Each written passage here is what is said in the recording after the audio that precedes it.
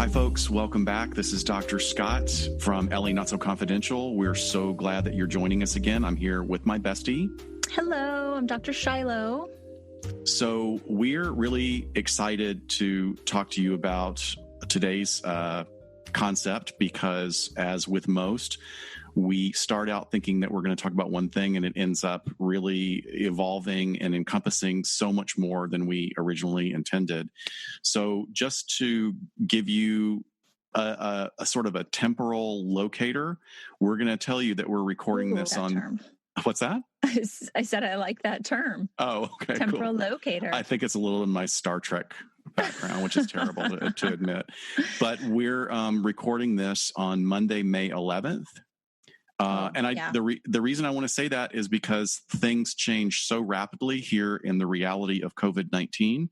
Dr. Shiloh and I are quarantined in our homes. She's on the other side of a bunch of freeways. Yeah. I mean, we're not truly quarantined. Actually, no. I did have to for a little bit because I had an exposure to someone who was positive. And you had a potential exposure. Yeah. Well, no, I was exposed to him. I just had to get my test results and got those back pretty quickly. So I did kind of quarantine. I didn't go to work for those days and kept a little distance from the family. But yeah, for sort of once, we're kind of timely in what we're talking about with our topic today, but we have had this idea to do this for a while and it just really hit perfect timing. But I think it is important to say we're recording this on May 11th because it's not going to be released till the end of the month, and Lord knows what will have changed. Yeah, I mean, it's going to be actually fascinating to see what has changed. And I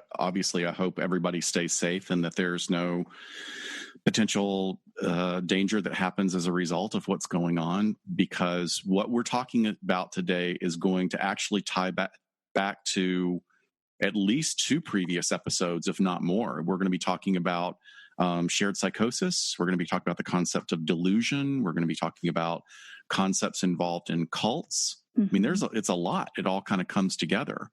So, just to give you an overview of what we're going to talk about today, we're going to use the phenomenon and existence of QAnon, which we will go into further depth of explanation in a moment, but we're going to present that in terms of how we would look at it as clinicians. Right. And we're going to include things like I was saying before, the earlier episodes on delusional and erratic thinking and sort of not disorganized thinking, but cognitive errors. We're going to talk about cult behaviors, the importance of community and development of personal identity. And we're going to also sort of encompass how taking any of these extreme ideologies is going to bring out people that are clearly mentally ill. And it's going to only reinforce some of the challenges they already have in emotional and mental health stability.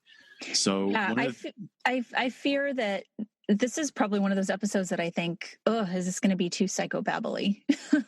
So we need to check each other, because I don't want our audience to get lost, because I got lost, just in sort of researching it's so much, but and we got that critique from one of our listeners, which I thought was really great, is that maybe sometimes we're inconsistent. There are sometimes that we explain things really well versus sometimes that we don't.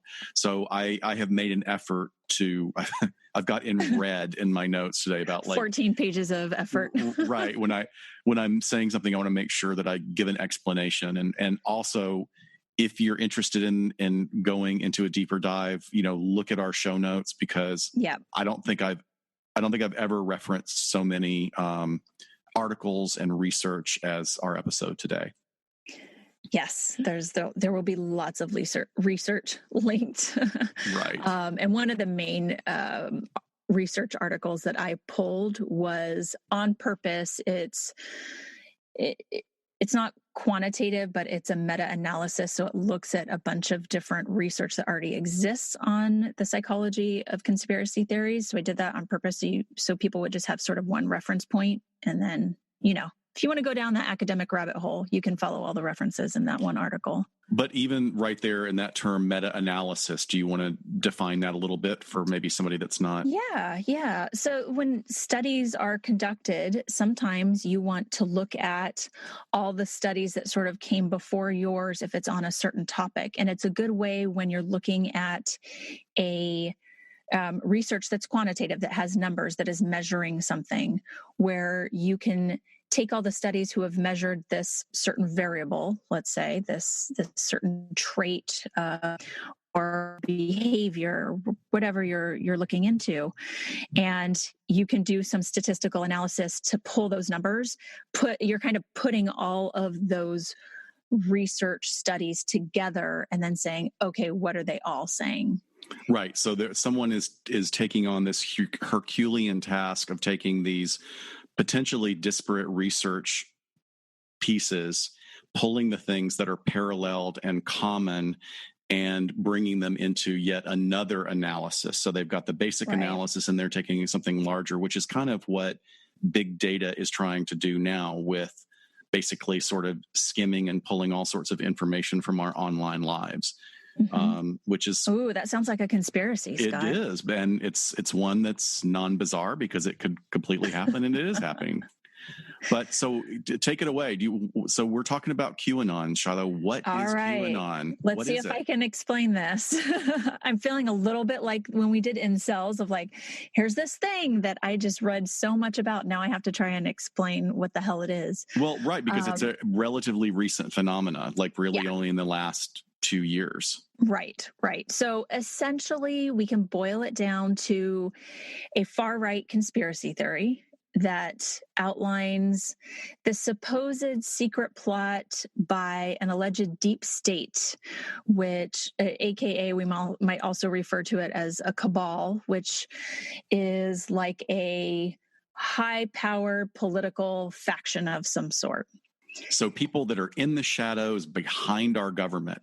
Yes. And they're running the whole thing. Right.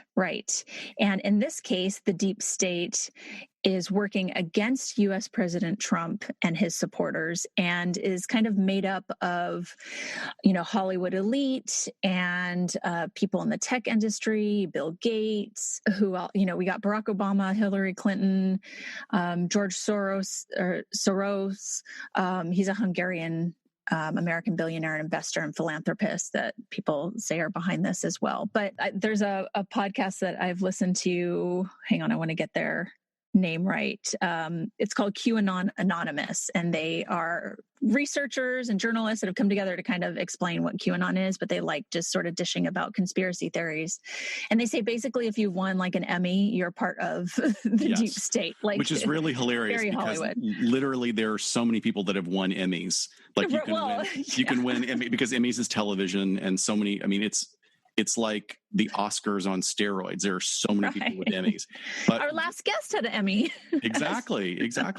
So, but one of the things that further like overarching of what you've set up is that one of the core beliefs is that the Mueller investigation is not investigating Donald Trump. It's working with Trump, and it's creating a smokescreen to obfuscate and keep away from the knowledge of the general public of what is actually being investigated. So what the QAnon people believe is that Trump is a brilliant three-dimensional chess player who's playing a long game. Mm-hmm. He's pretending to love Russia, but that the actual investigation is directed towards the Clintons, the Obamas, Huma Abedin, and Pizzagate, which we will talk about in a moment too, which was like sort of a core belief that was, it's so crazy. Yeah, it's definitely a touchstone to all of that. So I'm going to go back to where this theory began. So in October 2017, I think that's when we started our podcast. Maybe this is all linked. Maybe we're part of it. Where's my Emmy, damn it? There was a post on 4chan by someone using the name Q, or Q Clearance Patriot, claiming to have gained access to classified information involving the Trump administration and its opponents in the United States. So Q, whether it's a person or whether it's a group, there's been fodder about both of those, falsely accused many liberal Hollywood actors, Democratic politicians, high-ranking officials, basically of engaging in an international child sex trafficking ring. Sorry, we're going to go down lots of rabbit holes, but there's a child sex trafficking ring that's kind of at the core of this, because this group really needs to be vilified. But that Donald Trump is aware of this and that he's going to put a plan in order to round up all of these individuals and free all of these children. So that's also a pretty core thread throughout what they're thinking. So but it's gone. Pizzagate, the theory of the pedophile ring, which included Hillary Clinton and her associates, was that this ring was being run out of the basement of a Washington, D.C. pizza restaurant, and hence, Pizzagate. So which, as completely outlandish and bizarre as that sounds, ended up engaging or resulting in someone who clearly was a true believer in this conspiracy theory trying to take violent action against this restaurant just in the middle of DC. Yeah. I mean, thankfully no lives were lost at that time, but that's one of the things that we are going to talk about is which is our nexus between mental health and crime, is how many crimes are now starting to happen as a result of people who believe very, very fervently in this belief system. Yeah. So, and Q is the security clearance code used by the Department of Energy for the top clearance areas. So I don't know what the Department of Energy has to do with these top secrets, but it probably is incorporated in there somehow. I immediately thought, just from my nerdiness, that Q is also a Star Trek Next Generation character who is all-knowing and all-omnipotent. Like he has unending powers to alter and rewrite history, and his main goal is that he fucks with humans. Like that's how he entertains himself, is just fucking with humans. So I don't know if there's any connection between it. We're going to get back at the end. We're going to talk about whether or not Q is actually a real person, or if Q is like an actual 3-dimensional chess level player of a troll, right? Who has set this whole thing up. We don't know. Yeah. But one of the things you were talking about, what was the name of the podcast you had read? Because you would listen to QAnon Anonymous. Okay, so there was QAnon Anonymous. I was listening to Reply All from 2018. Reply All is a great podcast, and they do an absolute great bullet point takedown of all of this. I mean, it's really fascinating. So I highly recommend going and listening to them. They're part of Wondery or something like that. So what else did they hit on as far as like core stuff? So they were talking about it being, and there's conflicting information. They said 8chan versus 4chan. So it may have started on 4chan, and then he moved over and started doing his Q drops on 8chan. Okay. So in fall of 2017, this individual started posting on the /poll board, so /politics, and they didn't give any information about themselves. And they started posting in polemics, basically, or what would be considered polemics, except that it's like a bizarre version of it. It was just a string of questions. So this bizarre random list of questions that of course imply that they're all related to each other. So it's like these things that really don't have any relationship to each other except that they deal with government agencies. Right. But this person has strung them together, and they're asking, who is Mockingbird? Who is HRC? Who was detained, not arrested? Who is Huma? Where is Huma? What, this has nothing to do with Russia. Why is POTUS surround himself with generals? What is military intelligence? Why a go around with 3-letter agencies? So all he does is post this string of questions, and miraculously it just builds this following. I'm not unconvinced that he didn't have multiple sock puppet accounts that he then used to, he or she, it could be a she as well. But almost immediately there was just this takeoff in postings, and people started, it spread like wildfire, and not among people that are usually on 4chan or 8chan. Not a bunch of computer people and hackers, but a bunch of, middle-aged white people that tend to lean right, and they just began eating it up. So it reminds me of when you and your husband used to geocache. What do you mean used to? Oh, you're still doing it? Okay. It's in a decade. Hadn't you found everything? Oh my God. Like this group activity where there's shared information online and everybody's part of like a treasure hunt, which is right. Totally, totally cool. Except this is like a really, really dark version of that, like completely. Yeah, not everyone knows about it. I have to still explain what geocaching is to a good amount of people. But if you log online, like you said, people all over the world. That's actually what I save it for now. If I go to a different state or a different country, I'll geocache just to get one in wherever I'm at. Yeah. I don't do it as much just like locally anymore. But yeah, it's that connectivity with people who are doing something similar to you. Yeah. So once again, that part that you have a community, which gives you, it's very relaxed in that sense. However, we're talking about something now that is not relaxed at all. So the stringing together of just the random statements or questions is really perfect for people to just interpret how they want. Exactly. Like, oh, by this, he means this. And then that just sort of snowballs online. And like you said, if he was one of those, in a phantom account, being one of those people putting things together, then people will latch onto it however he wants it to be read. So following up from these questions, there were more questions, but then there are also Twitter accounts that are associated with Q. And he began a habit of sending out tweets that are nothing but emojis and numbers and some smattering of military and police codes, like lightning bolt, bomb, American flag, 639_24. Just something like that. But then it's mind-boggling how people interpret them, and they jump on it with this absolute fervent belief that, and there are all these crazy interpretations, and then the interpretations that the followers take on a life of their own. Right. So you want to talk about what they're called, what the followers are called? Do you know about the crumbs? Do I have it? Oh, yes. Okay. Go ahead. You can explain it. So yes. Q supposedly drops this information, and he drops them and called them crumbs, like breadcrumbs, sort of Hansel and Gretel saving themselves out of the wicked forest, or they hope to find their way out of the forest through the breadcrumbs.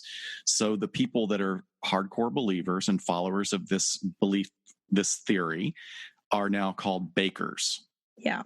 Because they're baking the bread. I think that's really fascinating because it's like, well, what does a crumb have to do with bread? Well, that's what the QAnon anonymous guy said. They're like, do not bake bread by using breadcrumbs. That does not work. Right. So you're just going to wonder why you keep getting croutons. Yeah. Even that doesn't make sense. So maybe if they called themselves like Hansel and Gretel, I'd be like, oh, okay. That would get me more interested than this. Absolutely. But they're, once again, kind of reiterating this theory is that, it's this really out of control sense of patriotism that's not even real patriotism. It's more like nationalism, and nationalism is a slippery slope. Nationalism usually only refers to sort of one subset and can usually be switched over to ideas about race and anti-Semitism, which get really, really dangerous. And of course, because of that, will actually bring more people in. Yeah. So did you want to talk about, there was a military coup aspect to it, right? That we're kind of all waiting for a military coup to happen. Right. So the conspiracy theory goes that there is going to be this big event, which goes by a couple of names, either the Great Awakening or the Storm. So the Storm is this anticipated event in which, like I said, President Trump is going to put a kibosh on all of this evil doing. And so thousands of all of the members of the cabal are going to be arrested. So the idea is after being arrested, they'll be sent to Guantanamo Bay prison, that they're going to face military tribunals, and that the U.S. military will likely brutally sort of take over the country, and that the results is going to be this utopia on Earth, sort of, idealized version of life once all these evildoers are out of the way. And that really ties in to a lot of the more recent COVID-related elements that have found their way into the conspiracy, because once quarantines and safer at home policies went into place, the QAnon folks thought, here it is, we're all going to be kept at home, so we can't see what's going on out in the world. And this is the time that the storm's going to happen, where Trump is going to start rounding up folks without all of us being able to see it, or they'll all be at home. So then they know to just go to their home and arrest them. So the Mueller investigation was actually indicting all of these bad players, right? And they were all, apparently the Mueller investigation found them all guilty. But why are they walking around? So that we don't know. But yes. So they've been indicted, and they know they've been indicted, and they're all walking around wearing ankle monitors. And that's why QAnon posters will take all these pictures of Hillary Clinton and Huma Adine and all these characters of their pants, trying to show like, oh, look, she's wearing bell bottoms. There's a bulge. This is where the ankle monitor is. It's right. Unbelievable. I know. So not only, the sort of quarantine to control people, but holy shit, when the USS Comfort and Mercy came into LA Harbor and New York's harbor, they had a field day with that, because they figured that might be where they're going to send all the prisoners before Guantanamo Bay. So, these giant ships pulling into this big city harbors. I also remember you just search hashtag QAnon, you see all kinds of crazy shit online, but people videotaping like military trucks going by and like, oh, I thought we were all supposed to be on quarantine. Where are they going? What are they doing? What are they moving? So every little thing that they could twist into this just gets pulled into that belief system. Right. And we'll get into a couple of the criminal related stuff to the Comfort and Mercy, but also, after the Great Storm, there's just a couple things that go along with that. They believe that JFK Jr. is actually still alive. Yes. And that he's going to come back and be Trump's next running mate. They actually had said at a few times that Hillary Clinton had already been executed. They caught her. She was executed. She's done with. So she replaced with a clone or a lookalike or a double? Is that what's... I don't know. I didn't hear that. So I don't know. Maybe they ditched that. And I love this one, that Kim Jong-il is actually a CIA operative. So he works for us. That's why he and Trump are so chummy. And if you notice the most recent picture of him finally coming out, he's having to be propped up by two people. Oh, I mean, it looks like Weekend at Bernie's. Oh my God. It looks like Weekend at Bernie's.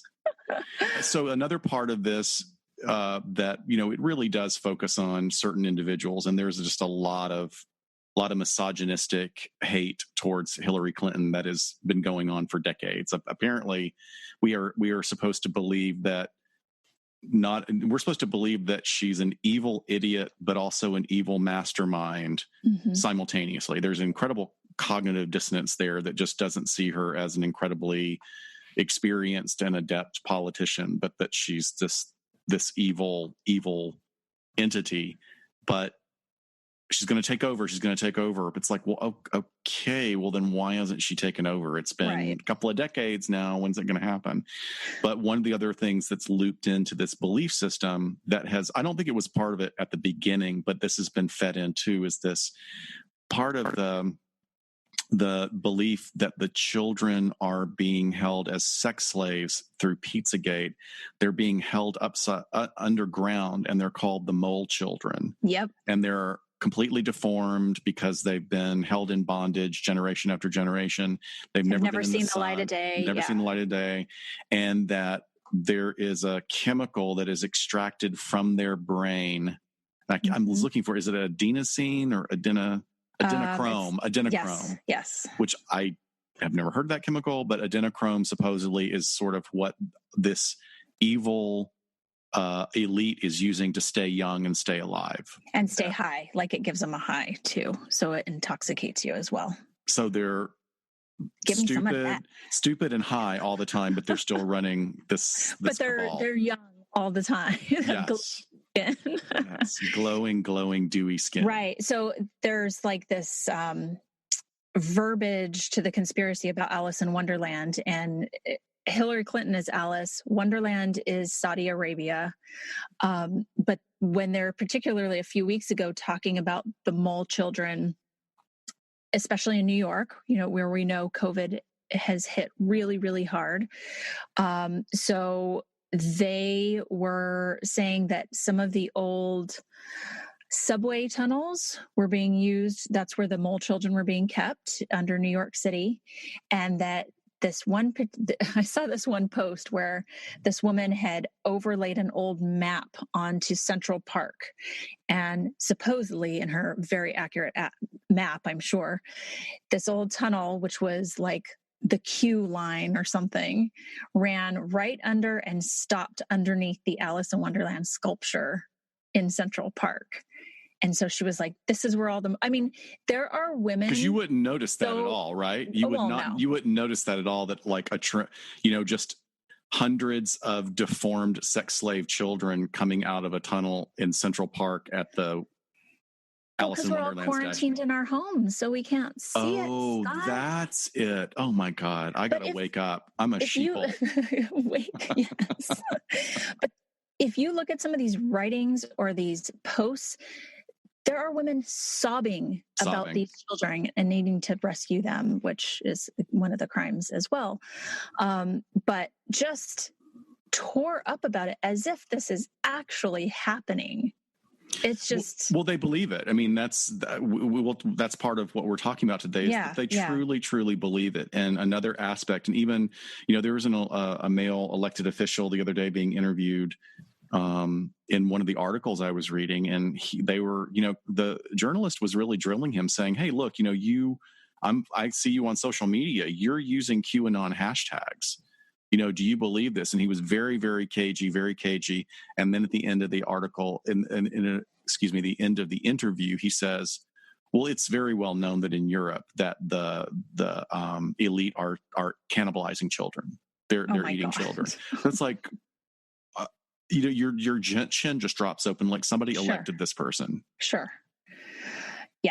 Yeah, definitely. I'm sure like the whole Epstein thing didn't help and that's got its own, conspiracy theories, but God, just all right. What else do we want to say before we talk about crimes? Because I'm kind of there's a lot of crime. I mean, I wasn't expecting I wasn't expecting this, but you did read that quote from the Washington Post. Okay. Was that Travis's? That was a really good quote. I thought was good. So Travis View, he is a researcher and journalist from the Washington Post, who is also one of the hosts of QAnon Anonymous podcast.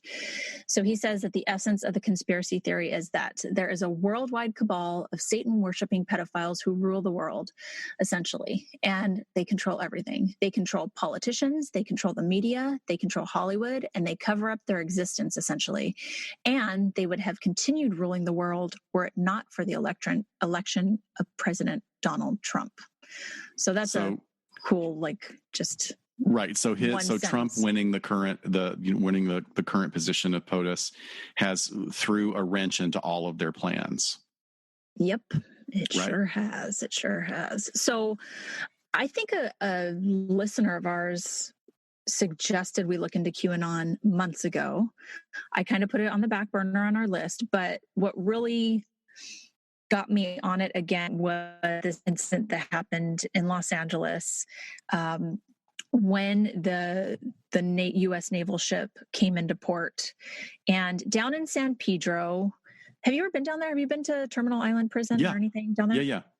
So just to explain like how it is down there for folks, there's our port. We have one of the largest ports in the world in San Pedro, California, part of Los Angeles.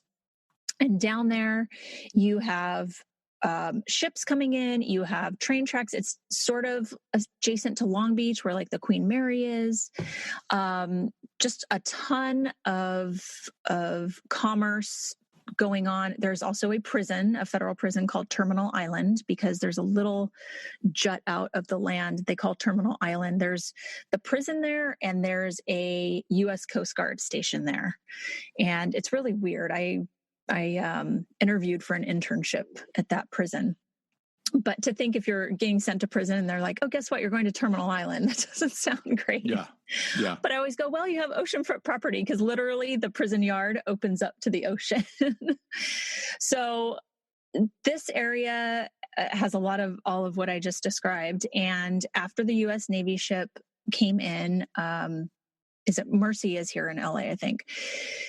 This locomotive train conductor who subscribes to the QAnon philosophy, by what we know from some of his statements made afterwards, said he just knew that ship was there to either house all of the bad people that were being rounded up, or to hide the children from us that we knew were victims. And so he just had to do something about it. So he got behind the engine of the locomotive and tried to go as fast as he could, aim that thing for the naval ship, and just took off in the train. And it derailed. A CHP officer was there and basically saw the whole thing happen. And I don't know how the hell he thought he was going to like make this train fly like the bus in Speed over and hit this naval ship. But this was really the thing where I was like, what the hell? At first I'm like, is this domestic terrorism? What's going on? And then I started hearing how he said he had to do something. Well, one of the quotes that I got in the articles I read were that he just steadfastly believed that the Mercy ship was not there for what it said it was. He just knew it. Not that it was based on anything. He just knew it. Mm-hmm. Right. Mm-hmm. And that people need to wake up, which is another sort of belief trope. and trope that we hear over and over again, is that we're all just sheeple. We've been fooled by everybody. We just need to wake up. And it kind of goes back to the blue pill, red pill. Yeah, absolutely. It's absolutely like that this is the way the world works. But what's really sad, I mean, I remember before we got the QAnon connection on that particular crime, thinking, okay, here's the conductor of a train, and trains still ship the majority of our American products from shipyards. I mean, it's a huge industry. It's like computerized, moving enormous shipping containers. I mean, it's a big deal. And all I could think was, he was tweaking. He had this is somebody who had been up for 24 hours because he's the conductor. And I mean, I don't know if drugs were involved at all, but clearly this is somebody who just literally went off the rails, and metaphorically went off the rails. Yes. But I was talking to, one of the cops I work with who knows, I mean, he was former military, and he was saying, well, yeah, it is funny that he, thought that he could go that far off rails, because anybody that's a conductor should know that they can't go off rails. Right. You can't launch it. But there was enough force behind those 30 or 40 cars that if there had been a track and he had rammed into that ship, he could have sunk the ship if he had had a track taking him to it. Well, yeah. I get what you're saying. But like you said, the idea that it would fly through, it's crazy. So there was the guy in Washington, D.C. that you already mentioned, that when Pizzagate sort of first broke, he thought he was going to go rescue the children that were there, that were being held. And he shot an assault weapon into the pizza parlor. Thank goodness nobody was injured, as you stated. So that was one of the first, I think, that we can sort of tie back to all of this. But there have been multiples and all types of different crimes. Like Yeah. California man arrested back in 2018, December of 2018. He was found with a bunch of bomb making materials in his car. And he said he was planning on blowing up a satanic temple monument in the Capitol Rotunda in Springfield, Illinois, because he wanted to make Americans aware of Pizzagate and the New World Order, who were essentially dismantling society as we know it. So these are true believers. This is someone who, much like, I mean, like you were trying to differentiate earlier between domestic terrorism and delusion-driven action. And here we're seeing this Venn diagram of how it overlaps. And it reminds me of Timothy McVeigh. You know, Timothy McVeigh taking out the federal building in Oklahoma City, he really felt like he was doing the right thing. Like, right. This is, I'm going to make people understand about, you know, how we feel about the people that are running the government. And he really, you know, I'm sure he went to the electric chair or the gas chamber. I can't remember how he was executed. Well, not would be electric chair, be a gas chamber or injection. No, maybe. Mostly it's injection now. But for him he truly believed like, sure, I'm doing the right thing. Sure. Yeah. I'm a true patriot. Right. Right. So it's very similar to what, you know, Nama talks about on Incel podcast in, you know, not everyone who believes this is a domestic terrorist or who is violent. But when you get the true believers who then maybe have also, you know, some mental illness with also the tendency to violence, that's the dangerous piece. It's a very small percentage, but it could be a recipe for disaster. So, but you don't need everybody getting violent to do a bunch of damage. You need true believers that are high enough functioning to put together pipe bombs and be horrifically creative about how they, you know, wreak devastation on human life. Yeah. In March 2019, there was a QAnon supporter who actually killed a Gambino Bob Moss in New York. A Bob Moss? Is that what I said? It's that time of day. Wow. A mob boss.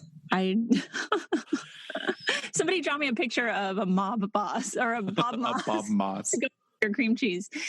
But his attorney said he was inspired by internet theories. When he was in court, he held up the palm of his hand that said MAGA on it. And he had a Q. Yeah, and in blue ink. He was handcuffed, but he had written on the palm of his right hand a Q. Was the Q. And just sitting there with like a smirk on his face, like, yep. I'm you're all sheeple and I'm educating you. Yep. There was another supporter who pleaded guilty to committing a terrorist incident near the Hoover Dam. There have been 2 separate child kidnapping plots that I found that involved supporters of QAnon.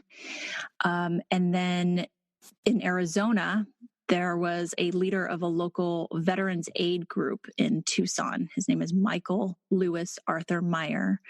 And he was arrested in July 2018 after he occupied a tower at a cement plant. And he thought that they were sheltering child sex trafficking victims there. And he said that there was a whole law enforcement cover-up and reference to QAnon conspiracy, and just this was all in an FBI document that I found. But was in that particular case, Shiloh, mm-hmm. was there anything revealed where what was that belief based on? Did he read somewhere that like this is where kids are being held, or had he come to his own conclusion? Oh, I don't know. All I have seen with these is they just say internet theory. So maybe it was something more local to his, okay. You know, maybe they have local chapters or, you know, forums or boards where people that are geographically close to each other can kind of talk about things there. I'm not sure. Okay. Sure. So let's see. We also have... Was that Timothy Larson, the one in the church? Yeah. Is that mine? Yeah, that's yours. Geez, there's a ton that I listed, right? Yeah. So yeah, Timothy Larson in Arizona and Colorado looks like he had taken a crowbar to an altar inside of a chapel in Sedona, Arizona. And he was yelling about the Catholic Church and sex trafficking. But his social media posts were all filled with QAnon references. So I don't know. We're seeing like crossover into other things as well, like maybe easy targets. Well, it's certainly there with the Catholic Church and the things that have been absolutely verified, for decades and years have been going on with child sexual molestation. So once again, sort of bringing back what we talked about at the beginning, the idea that if someone is already disordered or tends to be paranoid or have these grandiose ideas about the effect that they can have on the world, this would be a particularly toxic crucible to be generating, and then thereby resulting in violence. He's already got a belief about the Catholic Church, and not only the Catholic Church as a whole, but that particular one at the Holy Cross in Sedona. And who knows, he could have thought that something was inside the altar. That happens a lot, when we're dealing with people who have hardcore psychosis diagnosis, is that they'll, believe that something's been implanted in their walls, and they tear down the walls trying to find the microphones and the chips. Yeah. We also have in Parker, Colorado, Cynthia Abkug. She was conspiring with some fellow QAnon believers to actually kidnap one of her children who had been removed from her custody. And they were all convinced that her child was being held by Satan worshipers and pedophiles. So, here's these other situations happening. One, I would love to know why the child was removed from her custody. Right. And then she's going to get some of her other believers to get her child back from this entity, this cabal. So that's another, like you were saying earlier, this sort of crossover of belief systems and conspiracy theories. So we're almost now seeing even more of an influence of satanic panic re-emerging. And that is something that, we've talked about when we refer to the McMartin preschool hearings, and and a lot of the researchers that are looking into QAnon right now are commenting that this is a common trope in conspiracy theories having to do with the sexual exploitation of children, because it is the easiest way to demonize the other. Like if you really want to make the other look bad, you portray them as doing something terrible to children. Yeah, there's nothing worse, right? Right. So, right. Yeah. But now it's, the dead giveaway in that particular incident with Miss Absug, because I've done that kind of work, is I want to know why your kid was taken away from you. Your kid was probably taken away from you for a very good reason. Yeah. And it might have to do with why you would go so far as to try and kidnap them and have this bizarre belief that, she's been kidnapped by Satan worshipers. Yeah. Yeah. So to kind of bring this a little bit more, honing it in on COVID-19, some Q followers claim that the virus is a human-made bioweapon, which they think either was created by the Chinese government or Bill Gates, depending on which Twitter account you want to follow.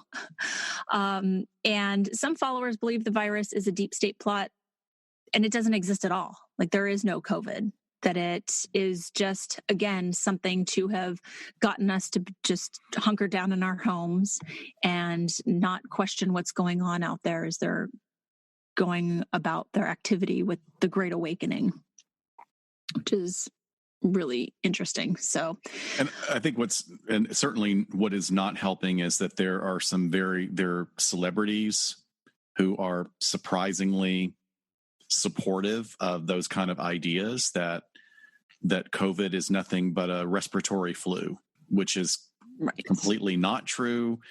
But once again, sort of when we talk about like the sequence of falling into a belief system is when you wholeheartedly buy into it, then your thinking starts to become very black and white. You create an echo chamber within what you read and what you expose yourself to. You find others that then reflect back that echo chamber. And, there are celebrities tweeting, this is nothing but a respiratory flu. I dropped my kids off at gymnastics so they could have a great day with the other kids, and we wash our hands and it's all going to be fine. And I value my freedoms. It's like, that's not about a freedom. You're inconvenienced by this. Like, you're not being oppressed. Like, if you want to talk about what oppression is, we can give you examples around the world of horrific oppression that are happening right now. And we can give you historical examples of what we've done to various peoples in the United States over the last 200 years. That is real oppression. This is not oppression just because you have to sit down and sit on your ass and watch Netflix for a couple of weeks. That's my soapbox. If you want a big dose of snark related to all this, go listen to Ya's recent episode on celebrities talking about COVID. Yeah. God, I love them. I love them. I know. That's like, that topic was made for them.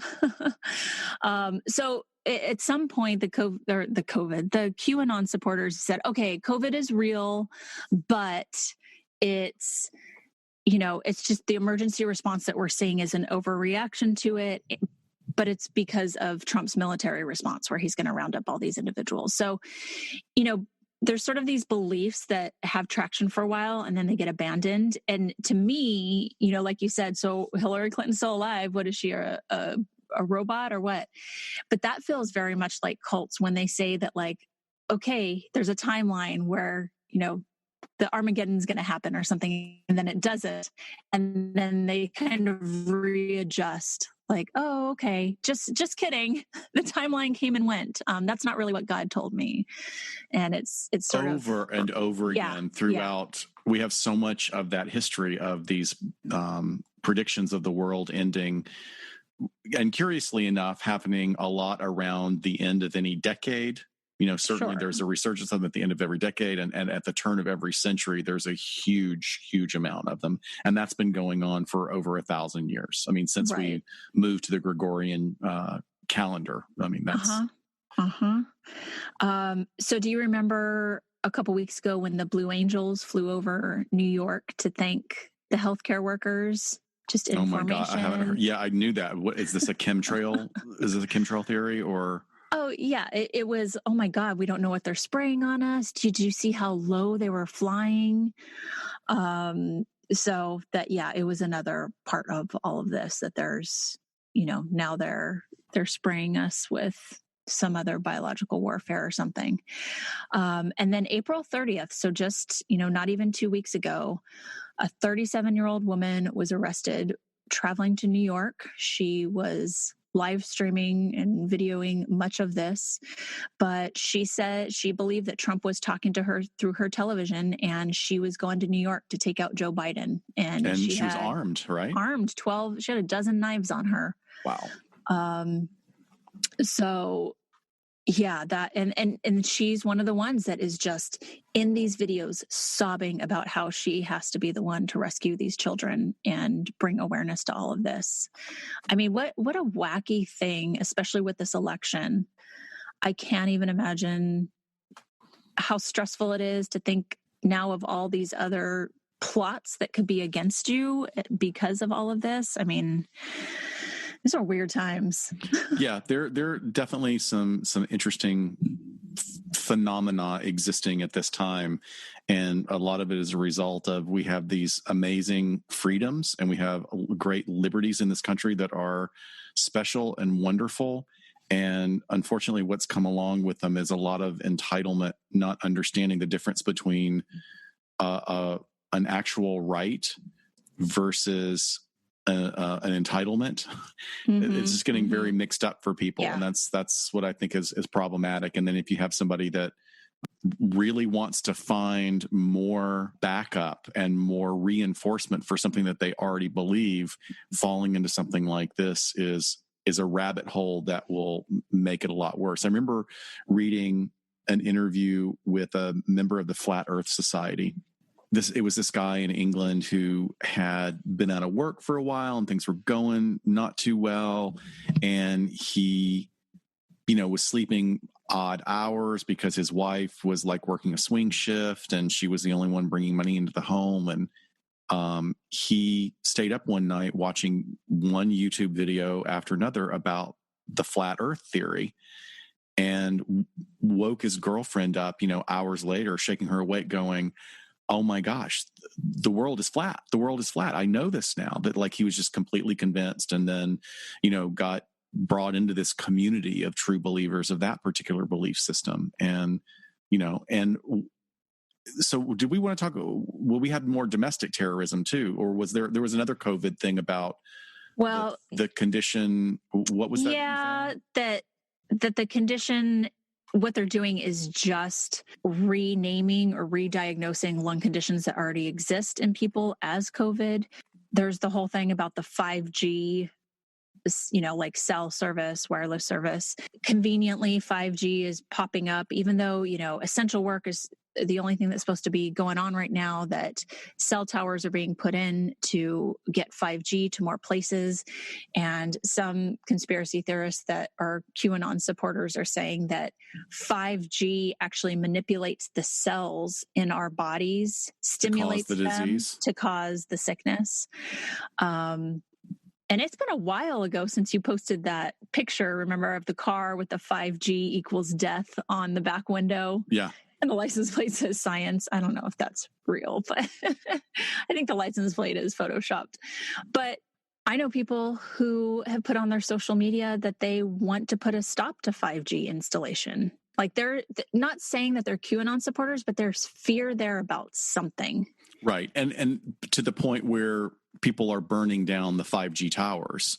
Yeah. In Europe, that's already starting to happen. But right. And what they also forget is that those, we had 5G more so, but there was the same thing that was said about 4G and the same thing that was said about 3G. It's just that it's now been 15 years since we started that process of upgrading those. Now, look, there may actually be some science behind. I mean, we do know that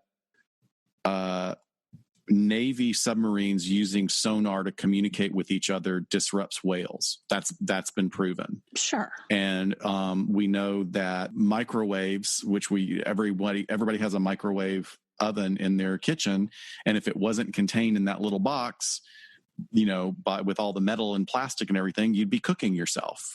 Those things happen. But that's also why science, works, is to contain and direct all of these amazing technologies.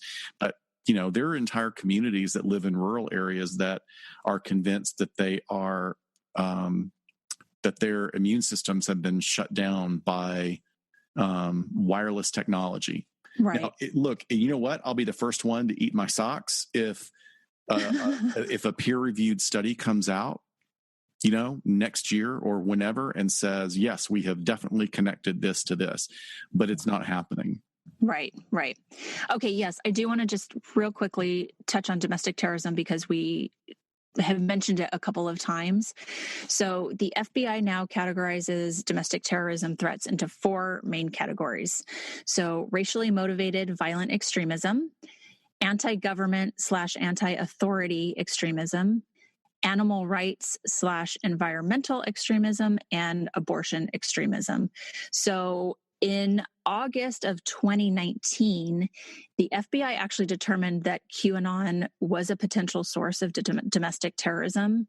And they thought, after their assessment, that these conspiracy theories, they said, quote, will very likely emerge, spread, and evolve in the modern information marketplace, occasionally driving both groups and individual extremists to carry out criminal or violent acts. So as you and I are talking about some of this overlapping, this is how it's being viewed and predicted, and we are definitely seeing these crimes happen.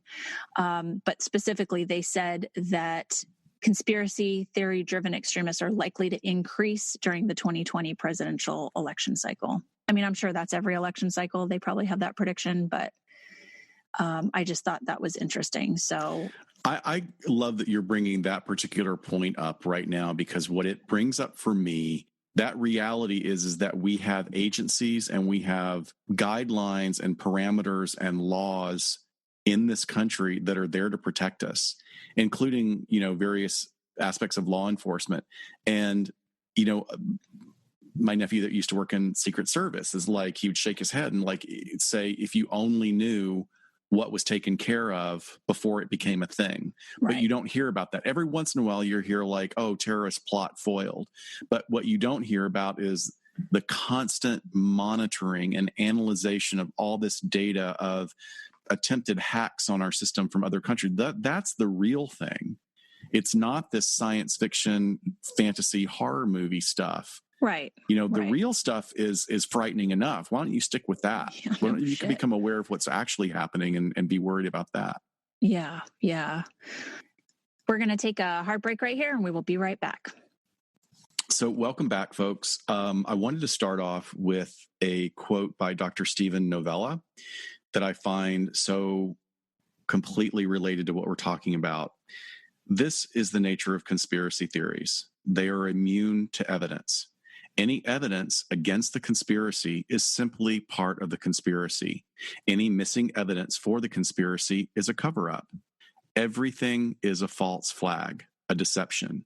This means that you can construct and maintain a conspiracy narrative out of anything, any facts that happen to exist. Conspiracy theories are compatible with any reality because they just make up ad hoc explanations for everything within that conspiracy narrative. So to me, that just completely encapsulates everything that you were talking about earlier. Oh, yes, Hillary Clinton has been killed, but blah, blah, blah. Well, this was supposed to happen. It didn't happen, but so everything, there's always a way to fold that belief back into it. Right. There would be no use trying to argue or talk sense into someone who's on board with this.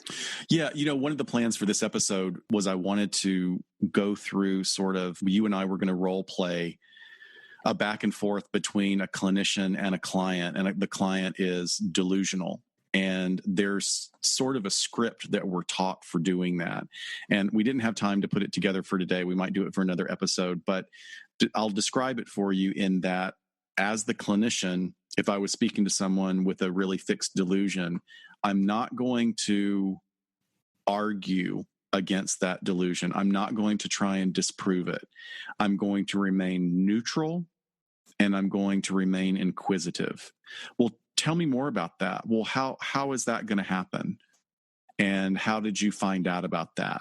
And sometimes you will get someone that gets stuck. I mean, what you'll do is they'll have a moment where they will realize that some of their addition is not really adding up in the way that they thought it would. So, but we didn't have time to put that together today, but that's how we would approach it clinically. Yeah. And then once they sort of feel like they've been heard, you can focus on how it's impacting them and coping with the stress, because regardless, the stress is real. The stress is absolutely real. So that would be sort of treatment goals for them. But what is a conspiracy theory? I thought it would be nice to just define a little bit. Boil it down, yeah. Yeah. So a conspiracy theory is essentially an explanation for important events that involve secret plots by powerful and malevolent groups. And that comes from a boiled down explanation from a study at a University of Kent by Karen Douglas and her colleagues.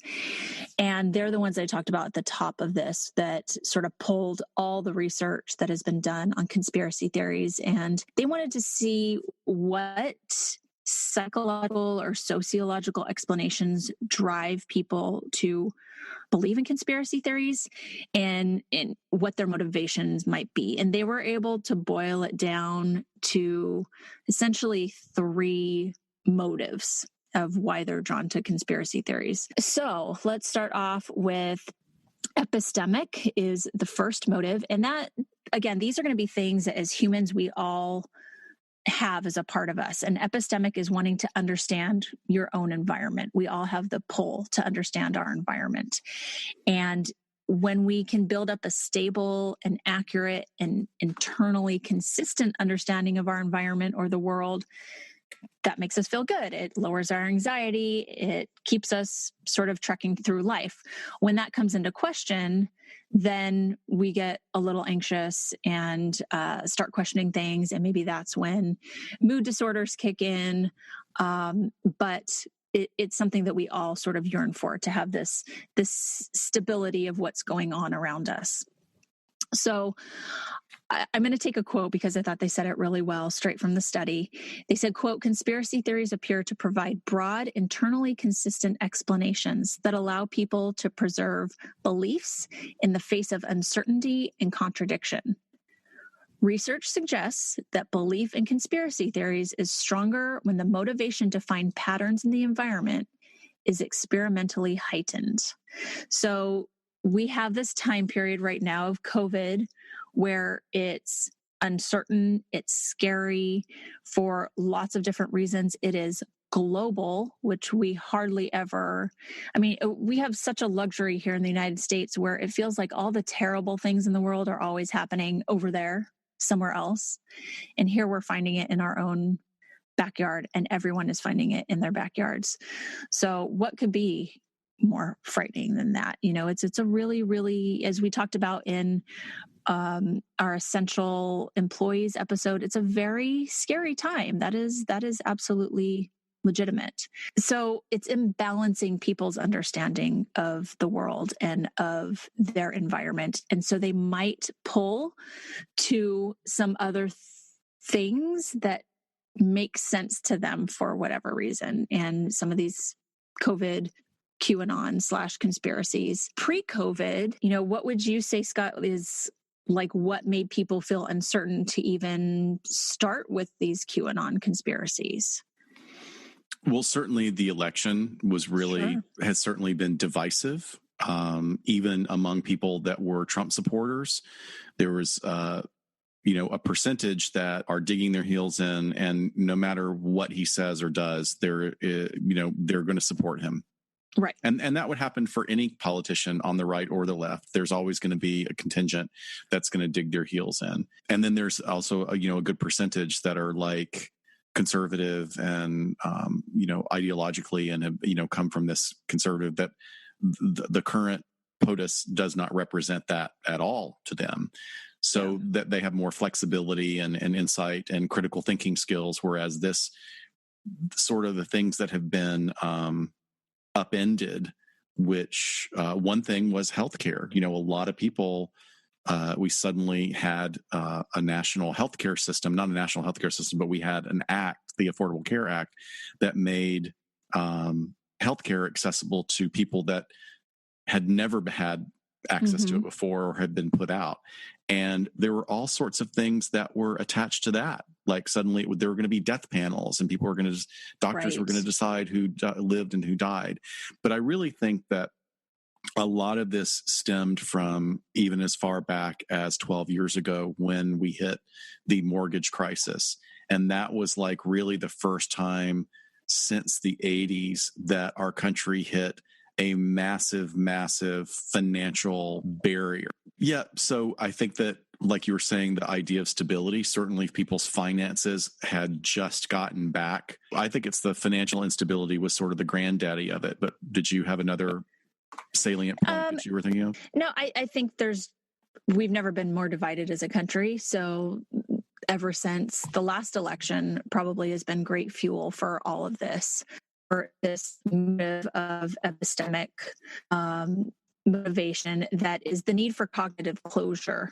And people tend to form judgments quickly based on the available evidence. And I say evidence in air quotes, evidence, to feel like we need closure about something. And so again, uncertainty and fear. We want answers. We want to know, how long is this going to last? Will I get sick? What are the symptoms? And for some people, they are looking to other answers on the internet to help give them that cognitive closure.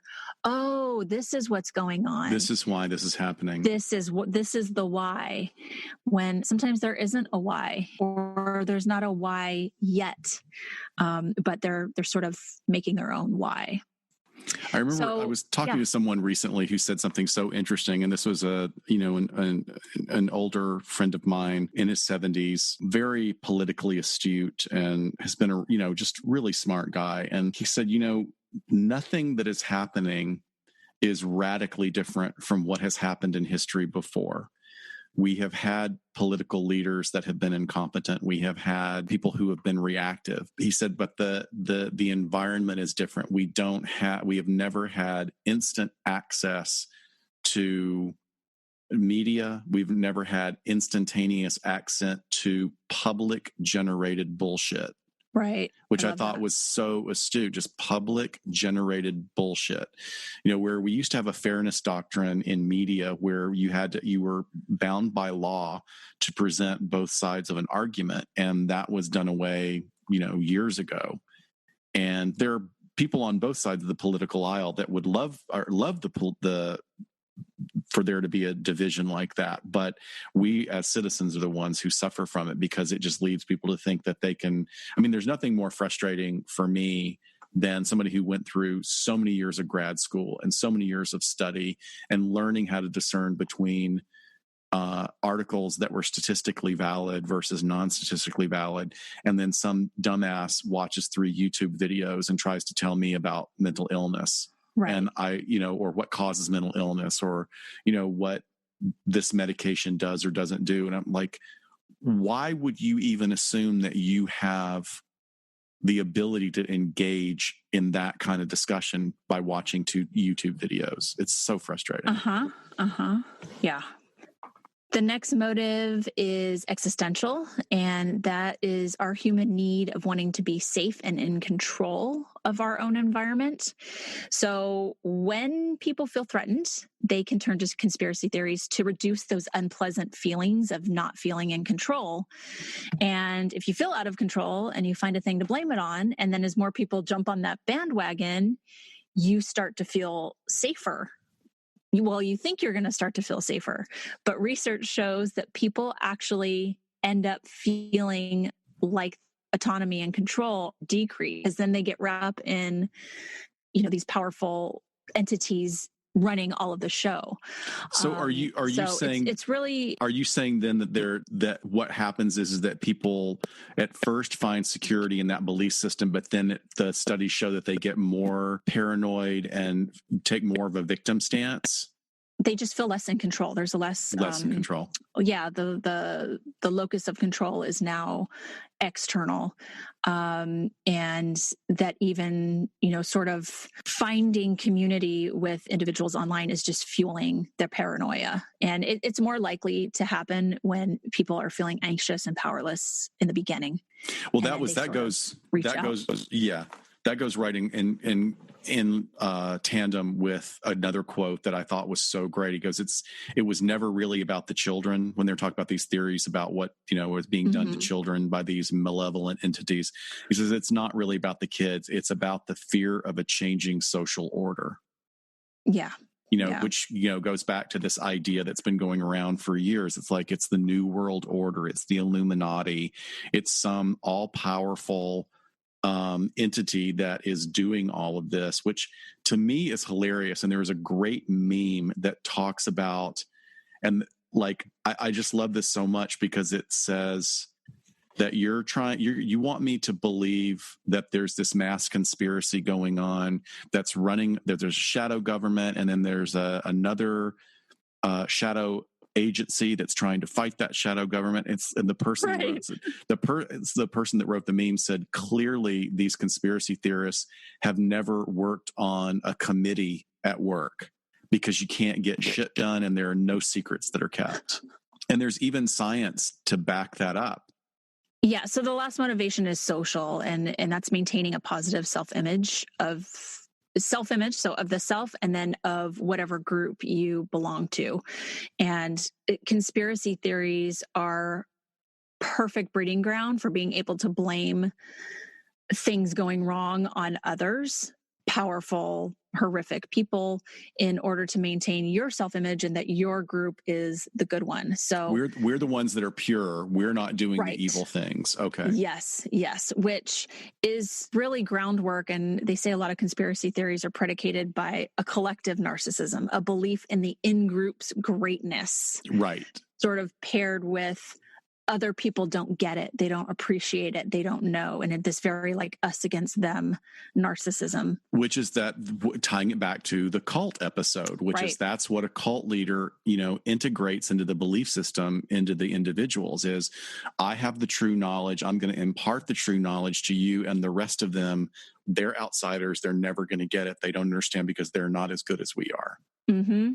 And I don't know if you're going to take offense to this, but oh no, some research says that this is kind of the traits of people who believe in the paranormal have a little bit of this to them as well. So, well, no, I don't take offense to it. I think I'm agnostic, and like Mulder, I want to believe.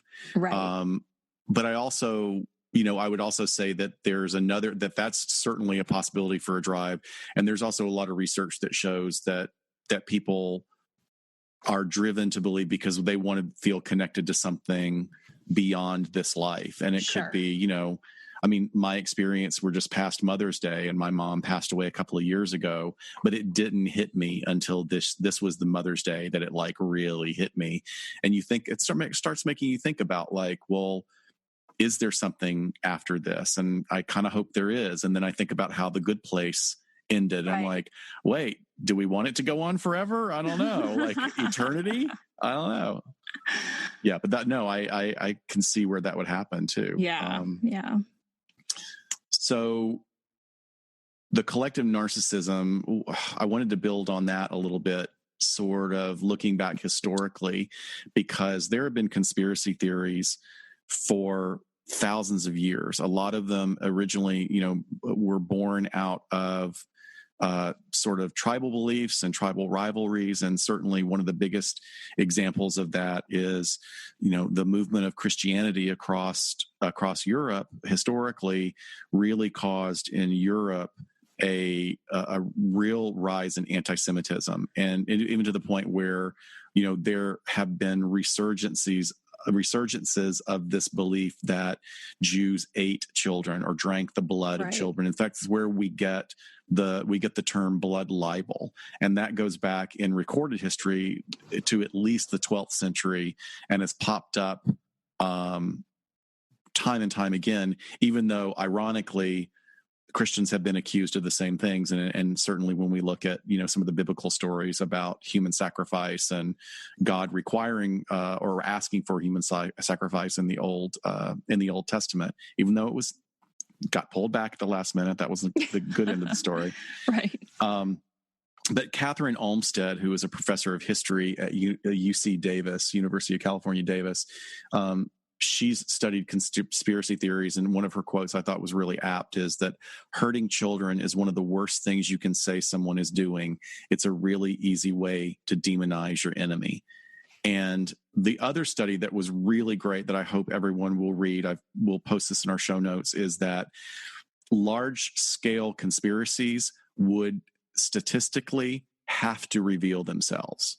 And so we've got these statisticians. It's a fantastic article, and they have broken it down showing that no large world scale conspiracy would be able to sustain itself because somebody would break it. Because even the much smaller ones have been revealed. Exactly. So you're making this assumption that like the meme earlier is like keeping a secret in an office, like that ever happens. Like, it just doesn't. Like, so you're expecting hundreds of thousands of people to be able to sustain these secrets. It just doesn't work that way. Right. So now the flip side of this is that while we're saying Q is highly unlikely to be a legit theory or an actual existing phenomenon, governments historically have done terrible things. Ed Snowden, I have a lot of mixed feelings about Ed Snowden historically and currently, but he did reveal, some of the activities of the U.S. National Security Agency. I mean, one of the things that I would push back against is like, well, that's actually how government works. I'm not justifying any terrible things that were done, but like I said, is that, we as citizens don't know everything that's going on and the decisions that have to be made for whatever reason. I'm not justifying Snowden. I'm not justifying what was revealed. I'm just saying that that's the harsh reality of living generally in this world. For the greater good. Right. There are things that we can't let every Yahoo know about. Right. And our understanding as the citizens at the bottom of the ladder, not understanding what some government agency's version of the greater good is, we're not going to understand that. Right. But then there are also MK Ultra was a government experiment, that was thought of as a conspiracy theory, but it wasn't. The government did conduct experiments using psychedelic drugs and mind control because they were trying to develop mind control for military purposes. One of the most horrific things that has had a lasting impact on the African American community in this country is the Tuskegee experiments, where the Tuskegee Hospital purposely did not provide African American men with treatment for syphilis, and in some cases even infected them with syphilis because they wanted to follow the sequence and development of symptoms, which are horrific. Yep. Dying by syphilis is an absolute terrible way to go. It is, it's horrific that it ever happened. And it's one of the reasons that historically and culturally, the African American community tends to be non-trusting of doctors. At least that's one of the theories of that happening. The Stargate project was, verges on the paranormal, but it was a funded government experiment to try and develop the process of remote viewing, or using psychics to locate targets around the world. They had Project Sunshine, which is horrific, which is, they exposed deceased individuals' body parts to high levels of radiation to see what would happen, as a result of nuclear testing or nuclear weapons. President Woodrow Wilson had a stroke and his wife took over. And the government did not think that it was in the public's best interest for them to know about it. So it was all kept very secret. And his wife made some really great decisions for a year. She actually ran the country. A really great job. But for a year, she was effectively the president. That would be very difficult to carry off today because of public media. Certainly, like with North Korea right now, there's a lot of rumors and weird photos that are popping up of Kim Jong-un. Of the CIA operative, also known as Kim Jong-un. So some, kind of circling back to the concepts that we consider in all this, we talked earlier in other episodes about delusion, which is just basically a fixed belief, a very concrete belief that an individual adamantly will cling to in the face of mountains of contradicting proof or evidence. So one of the examples that they give in an article that I'm posting is, your neighbor who thinks the buffet down the street is purposely serving whole wheat bread rolls in order to make its patrons feel more full quickly so that they don't have to serve big portions. Well, that's true. That's why we have unlimited salad bars. Right. Salad bar greens are incredibly cheap. Yeah, go fill yourself up on salad. So when I give you this 4-ounce steak, you're not going to be so hungry anyway. And we talked about this before, we used to have bizarre versus non-bizarre differentiation between delusions, and that's been removed in the most recent Diagnostic and Statistical Manual. So using that example of your neighbor who thinks that she's being ripped off, or that it's a conspiracy by the restaurant. Well, conspiracy or marketing, or that's the way they run their business. That's an actual thing. Now, if she believes that, she tells you that she's a time traveling alien that's been brought to the world to tell us all that you need to eat more wheat bread so that you don't get cancer. It's most likely that's you're really good at picking those up off the cuff. I know you've given it some thought. I have given it some thought. So the idea of a mass delusion, because when I'm researching this, I'm thinking, oh gosh, this is so much like delusional disorder. But then you have massive amounts of people who don't even know each other. This isn't even like some cult where they're all living on a compound, drinking the same Kool-Aid. Yeah, it's not a shared delusion where they're physically with each other. Right. Which certainly, like when we gave the example of the twins, their shared psychosis had to do with their physical proximity to each other all the time. This is all about virtual proximity of information that people are marinating in. Yeah. So some of the other concepts we talk about, cognitive bias or belief bias. So if you've already got a tendency to want to have a concrete view of the world, like you were saying, Shiloh, I just want to know why. I want to know why this is happening. I want to know what's going on. And then someone hands you basically this platter of, broken glass and nails, but they're telling you, here it is. This is what it is. Here's the YouTube video. This is the YouTube video. And it reinforces and satiates that desire for a concrete answer. So we talk about also false equivalency, where you take two things and go, oh, well, this side is just as bad as this one. It's like, well, no, you're judging things that shouldn't be compared. And that's certainly part of some of the arguments that happen in these conspiracy theories. Well, what about Huma? Where's Hillary? Asking all these questions that don't have anything to do with each other, right, and presenting them to someone as if they all have the same weight. And one of the things that makes it crazy and crazier and hard is that, there is documentation that there are efforts to manipulate large groups of people. We know that now from the bot farms. We have Russian bot farms, and Russians were very highly invested in generating and stirring up a lot of people. I think the latest one is 95 Facebook pages were taken down when they found out they were run by Russian operatives, and they had all created tons and tons of fake American profiles, and they had used keywords trying to get people, stirred up with patriotism. So they pull them in, they get them like, right, oh, I think I'm on the I Love America page. And then they slowly start introducing more and more radical ideas. But you can't, unfortunately, like talking to a person who's delusional, when you go back to that person and say, look what's happening, and you lead them through, their knee-jerk reaction is to absolutely deny it because it goes against what their belief system has developed into. Sure. Or it's embarrassing. It's shameful to say that you fell for that. Yeah, it is. And there's Kurt Anderson is a journalist who writes for The Atlantic, and he has a great quote that I wanted to share. It said, he said, why did these things happen? And he says, the short answer is because we're Americans, because being American means we can believe anything we want, that our beliefs are equal to or superior to anybody else's, experts be damned. And once people commit to that approach, the world turns inside out and no cause and effect connection is fixed.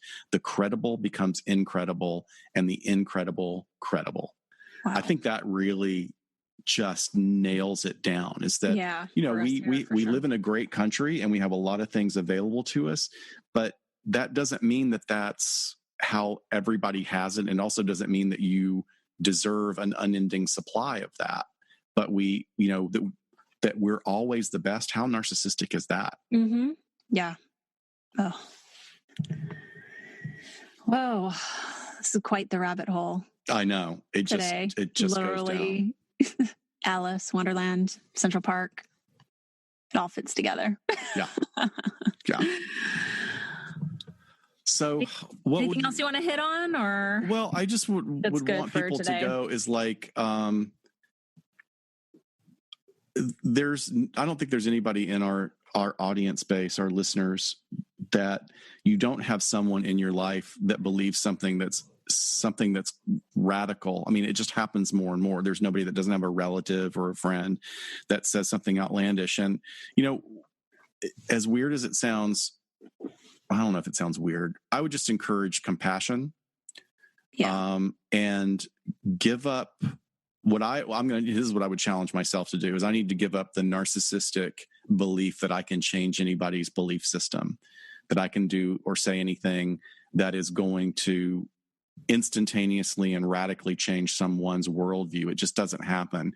The change and evolution of someone's worldview is a slow and gradual process, and hitting somebody over the head with it is not an effective way. So, right, give somebody the time of day. But then again, if it's painful to you and someone's being nasty to you, you certainly don't have to put up with that. But, a lot of the times just being curious and talking, and where did you hear that? Or why would you believe that? How do you think that affects people? How does that affect you?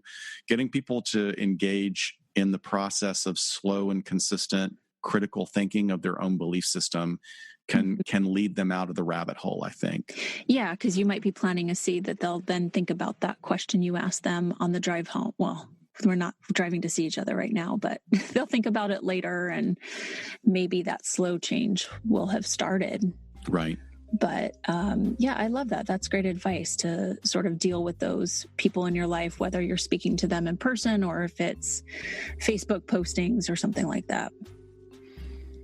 So I don't think anybody would misinterpret this. I mean, I've had the opportunity in various aspects of my life, my career, to live around the world.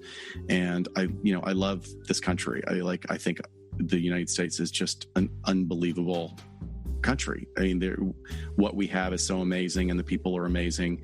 And we can be better, and we all have to work to be better. And to be better, we have to learn to think critically and take responsibility for some of the uglier aspects of our society. And that in that way, we're no different from anybody else. So I hope that doesn't come across as I'm bashing some of these things, but I just, we're living in times where people are scared, and scared people act in ways that are not healthy. And that's what we want to try and prevent. Yeah. So be kind to everybody. That's beautiful. That's a good note to end on. Yeah. All right, everyone. We'll see you next time on LA Not So Confidential. Bye. Folks.